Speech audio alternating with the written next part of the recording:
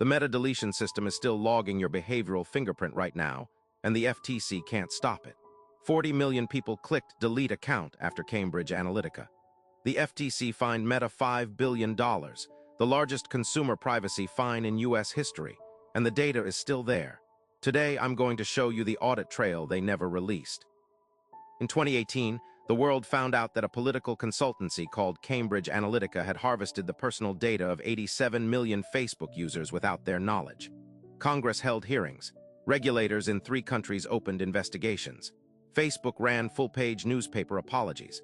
Mark Zuckerberg testified for 2 days under oath. And then in the months that followed, over 40 million users did exactly what they were supposed to do. They deleted their accounts. They followed the official process. They clicked confirm.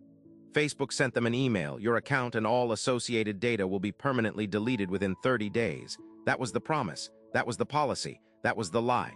Here is what deletion actually means inside Meta's infrastructure. When you delete your Facebook account, the front-end profile disappears. The photos, the posts, the friend list gone from your view. But your behavioral graph, the model Meta built from years of your clicks, your pauses, your scroll patterns, your purchase signals that doesn't live in your account. It lives in a separate advertising infrastructure called the audience network. This system doesn't store your name. It stores a persistent identifier tied to your device, your IP range, your browser fingerprint. Meta calls it a hashed identifier. The account deletion process has no instruction to purge it. It never did. So while 40 million people believed their data had vanished, their behavioral profiles, the actual product Meta sells to advertisers, kept accumulating data. Kept receiving pings from third-party apps with the Audience Network SDK installed. Kept running. And it's still running. The FTC knew. In its 2019 consent decree, a legal order carrying the full weight of federal enforcement, the FTC required Meta to implement a comprehensive privacy program and stop collecting data on users who had not given explicit consent. $5 billion, the largest fine the FTC had ever issued. Meta paid it in a single wire transfer. And then the agency's enforcement team discovered the problem. The consent decree addressed user data linked to Facebook accounts. The audience network's persistent identifiers are technically not Facebook account data. They are advertising infrastructure data, a legal distinction that cost 40 million deleted users everything. The FTC's own lawyers acknowledged the gap in their jurisdiction. In writing, here is the mechanism, and this is the part nobody reported. The Audience Network SDK was installed in tens of thousands of third-party apps before the Cambridge Analytica story broke.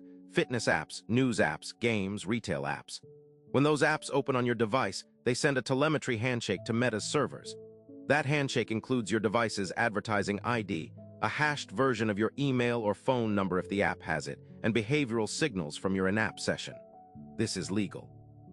Every app's terms of service discloses it in language no one reads. Now here is the loophole. When you deleted your Facebook account, you terminated your relationship with Facebook. You did not terminate the relationship between your device and the audience network, because you never had a direct relationship with the audience network. You had a relationship with the apps, and the apps are still running, which means Meta is still receiving pings from your device.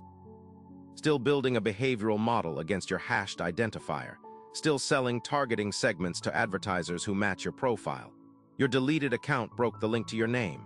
It did not break the link to you. The profile exists. It has no face on it, but it knows everything about you that Facebook ever learned, and it has been learning more every day since you deleted. Right now, if you deleted your Facebook account anytime after 2018, there is a high probability that an advertising profile tied to your device fingerprint is active inside Meta's infrastructure. You cannot see it. You cannot request it under CCPA without a Facebook account to authenticate the request. You cannot delete it because Meta's data deletion tool requires a logged-in session to process. The official deletion mechanism is the only mechanism, and it cannot reach the audience network layer. Independent privacy researchers who traced these identifiers through Meta's ad transparency tools confirm that deleted account behavioral segments continue to receive ad impressions. Advertisers are still buying access to profiles that officially do not exist. And the people whose data powers those profiles clicked confirm, got the email, and believe they are gone. So here is what I can't answer. If the FTC knew the consent decree had a jurisdiction gap, and their own lawyers documented it, why was the decree written that way? who benefited from a $5 billion fine that left the actual surveillance infrastructure completely untouched. And if 40 million deleted profiles are still generating ad revenue right now, where exactly is that money going?